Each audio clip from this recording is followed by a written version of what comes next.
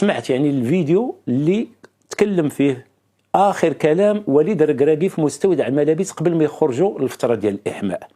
راه ملي تسمع ذاك الفيديو اخاي سيف الدين، شتي انت واخا تكون ما عمرك لعبتي الكره، الدخل راه دمك تحطو في التيران، حيت عطاوهم شي رسائل ما يمكنش. واللي زاد عجبني بزاف ما هضرش كاع بالفرنسيه، هضر بالدارجه المغربيه وكل شيء كيفهموا وكل شيء مركز اداريا طبيا اللعابه اللي في البونتوش. زاد كثر من هذا، حط لهم لا ليست ديال لي جوار تيتولار 11 ومعاهم لا ليست اللي في البون دو توش ومعاهم لا ليست ديال لي بليسي، وقال لهم هادو كلهم راه مشاركين في هذه الملحمه اليوم.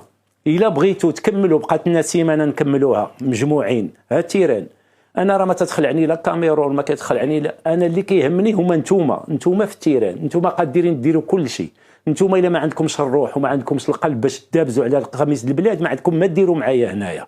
هاد ال11 اللي غادي يدخلوا غيعطيو اللي عندهم، هادوك لي رومبلاسون غيدخلوا غيكملوا لكم الخدمه، وهادوك اللي بليسي راه غنحتاجهم غندخلهم حتى هما واخا بليسي ويتقاتلوا معايا وغادي تربحوا الماتش وغنربحوا وغنساليو فرحانين.